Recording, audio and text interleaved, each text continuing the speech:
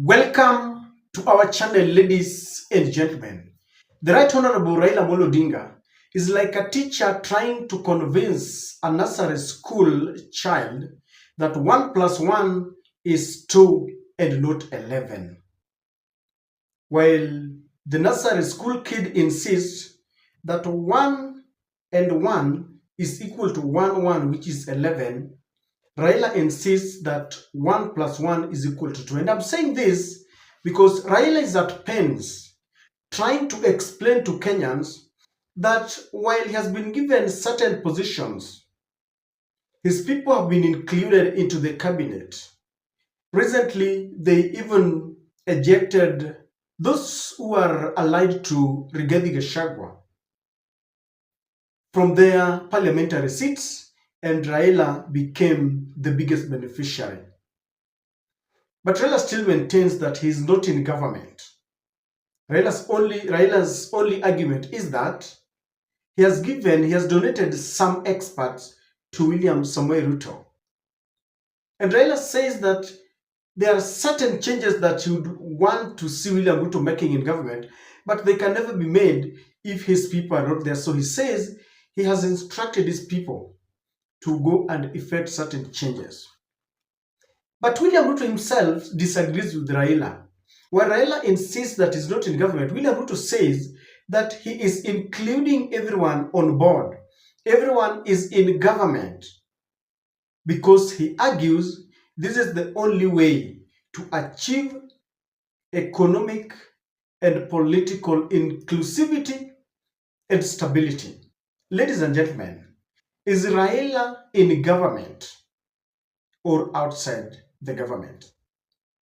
It should not be lost on us that William Ruto himself had called this a political mongrel, an amorphous kind of formation, when Raila Odinga joined his predecessor, Uhuru Kenyatta.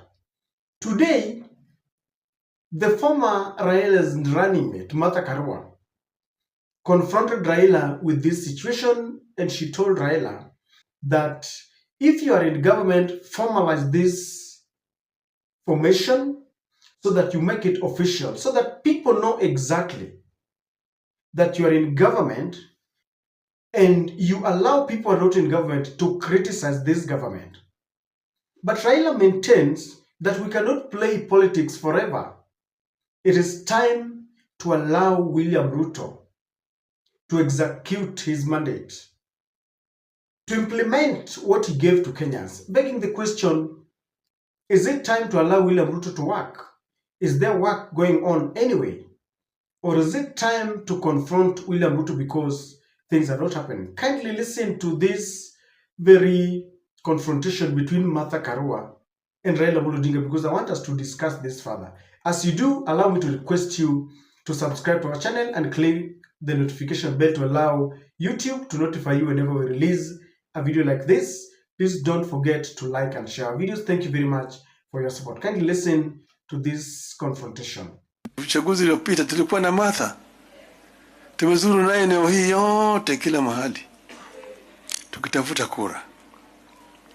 Lakini baadaye yale yalifanyika mnajua. Si mnajua? Kini sasa tukasema sasa yale yaliyopita, inchi mpaka endelee mbele.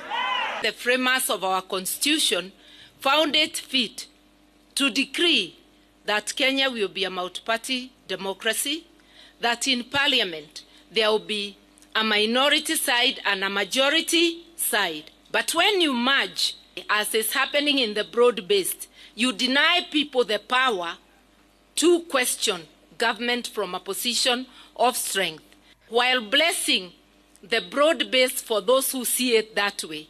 I still request them to do what the law says, to enter in political holy matrimony, which is a coalition registered by the Registrar of Political Parties, to let the vital committees sit with parties absolutely not in government, so that we are able to continue having a debate that is healthy for this country. Bunge yenyewe si ati ya serikali na upinzani. Iko majority and minority. but all of them are oversighting the executive. So you have not gone into watujaingia kwa executive. Sisi tumesema tuko katika bunge, tuko upinzani. Tuko upinzani, we are oversighting the executive. The whole parliament is oversighting the executive. A family remain with the people. And today we must continue questioning government, questioning its policies. We must continue saying no to abductions, saying no to executions, saying no to grand theft of public funds when basic services are suffering. Ladies and gentlemen, if you listen to Raila's argument, you'll realize that indeed Raila is only being clever or smart. The truth of the matter is that Raila is in government. That is the truth, that is the bottom line. Raila has joined the government. And while you can convince someone that Raila is not in government because there are no documentation, I would want us to understand that even in the constitution, once you and your people start supporting the ideologies of another party, automatically you are in there. They say when it walks like a duck, then it is a duck. It quacks like a duck, then it is a duck. Raila has supported the policies of Kenya Kwanza. Raila supported Adani deal. Raila supported William Ruto when William Ruto said that Gen Zs wanted to topple his government. So by supporting the policies and having his people in the government, Raila is part and parcel of this government.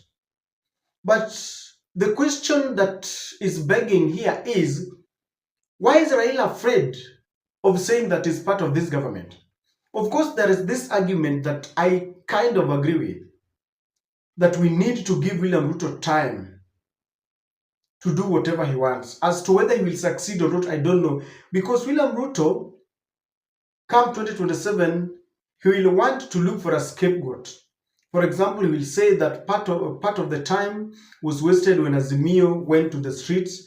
Then he will also say that his deputy never supported him, that is Rigathi Gachagua. And he will also say that Gen Zs wasted part of his time. So sometimes it is good to say that we need to give Ruto time so that he does not have any excuse come 2027.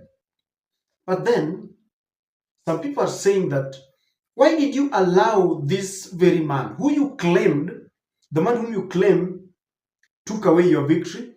You went to the streets, he killed your people, then all of a sudden you got into this government. You never spoke about the people who were killed anyway. Then you tell us that you want to give him time to work. Those are the questions that Raila is being confronted with. But why exactly is Raila afraid? Because I thought Raila would say, ladies and gentlemen, I am in this government to stay. Of course, I like what he has always told people, that, sometimes it is good to be firm. Raila has always maintained that he will not join the Rigathi camp. But even with that, please note that that is only temporary. In politics, a day is very significant. So even as he maintains that he cannot join the Rigathi camp, he's only saying that to please William Ruto. And I'm thinking that the reason why Raila does not want to associate himself directly, even though we know that he's the biggest beneficiary after the handshake, is because, number one, Raila knows that this government has failed. That is the truth. The government has failed because when you look at the promises that William Ruto gave to Kenyans, the Kenya Kwanza team, when they were campaigning, there was this hyped feeling that William Ruto had the answers to all our predicaments. And I've always maintained in this channel that William Ruto convinced and persuaded the youths that Raila Odinga and Uhuru Kenyatta are sons of the first founding fathers. They were born and bred in wealth, in opulence, and therefore they do not understand the pain and the suffering of Kenya. So William Ruto told us that he was a hustler. He told us he will build an economy that will resonate with the young people, with the youth, with the poor. He told them this government was going to be a government of the hustlers, and that's why he was telling them that hii serikali yangu hatutazungumza mambo ya handshake. Hii ni serikali ya hustlers. So when you look at all the things that William Ruto said, I can assure you that if we have to weigh them on a scale, William Ruto said we would never take loans. He was accusing Uhuru Kenyatta of overborrowing.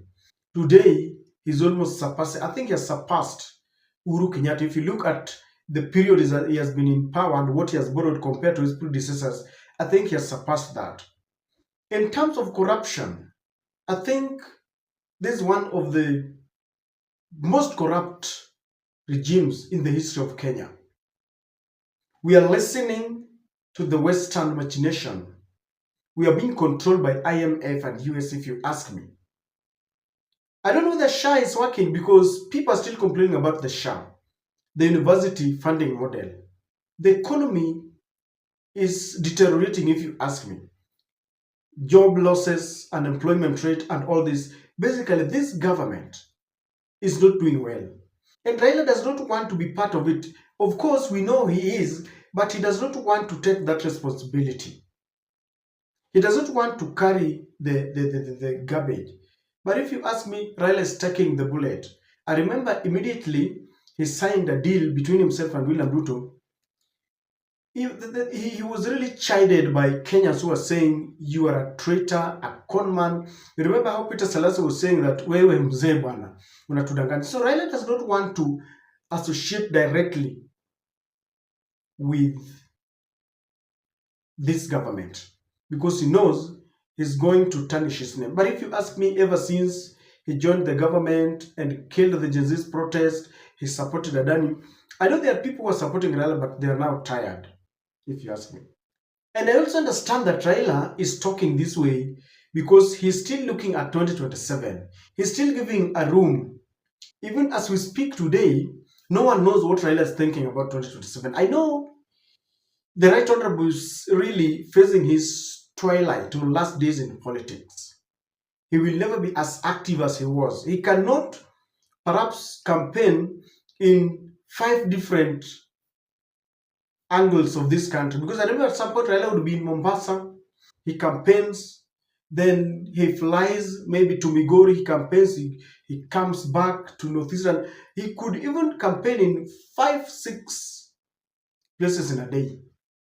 That energy is gone. And I think even his family, his doctors will not allow him.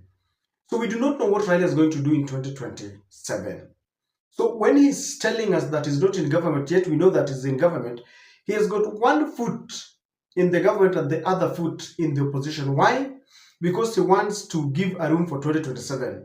Let me tell you something. There are people who still believe that Raila is their messiah. Rigathi Gachagua mentioned it, that Raila's numbers, if they compare, if they combine their numbers, then William Ruto will go home asubuhi na mapema. So with this, Raila is a politician, he's ambitious, he's always tried to become the president of this country. The other day he said he's always won, but he has never been declared the president. Hajatangazwa. So Raila does not want to associate directly because he knows that time is flying so fast, and come 2027, he might just come and say, I have never been in government. William Ruto begged me to give him his some of the very experts that I gave him. And he will say that maybe there was no political goodwill, that's why the government failed. So he's looking, he's still giving a room for 2027. Because 2027 is going to be a very tough race. Many believe as we speak that William Ruto is in a support machine, as they have said, and that Raila is that support machine. If you remove him, then William Ruto will simply collapse. Raila knows that very well. Someone was telling me that, we are not going for an election tomorrow. So even if you tell Raila to walk out of the government, what is going to happen? Because they know that the moment Raila withdraws, then Raila will start telling people, let us go to the streets. If you ask me my very honest opinion, Raila should not go to the street now. Even if it is time for going to the streets, let someone lead Kenyans to the street, but not Raila. Raila should now be a patron. So I believe he's giving that room for 2027. Raila might just shock people that is going to contest. And you can write this date. We'll come and discuss this date later. Maybe the last one. Raila still wants to leave a room for political realignment because there are a lot of clandestine meetings taking place. Emissaries are being sent. The people are telling Raila, come, we give you the last chance. You have always tried, but you've never succeeded. Come, we give you the last chance. There are people who are around Raila from Nyanza who believe that without Raila, they can never be elected. They are urging Raila to contest. There are people in other regions who want Raila to contest because they will only survive when they criticize Raila. They will only survive when they insult Raila. Without Raila in the ballot, they have nothing for the people. So there are several interests. Businessmen, activists who are telling Raila, please mzee, tafadhali for the last time. So Raila is giving room because in Kenya you cannot win without engaging others, without making a formation, trying to extend an olive branch to others. So Raila is giving that room. He doesn't want to close the door for any alignment. Remember, he has been in CORD, NASA, Azimio. Before you know it, we'll have another formation. And many people are saying that Raila is still just warming the seat. There is still looking at, he's in state house, they're in government, but just like what he did to Kanu, many believe that Raila must just surprise William Ruto. Because William Ruto, believe me, is becoming very unpopular by the day. So there's a possibility that Raila will team up with others.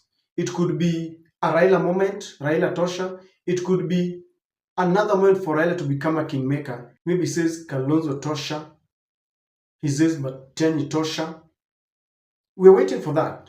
Will he become the king himself, or will he become the kingmaker? Will he say Ruto Tosha? So we're waiting for that, and I believe that is why he's still giving room. Whom do you support? Martha says, if you're in government, formalize that marriage. But Raila insists, I'm not in government. If you ask me, Raila is in government fully. I don't know what to think, ladies and gentlemen.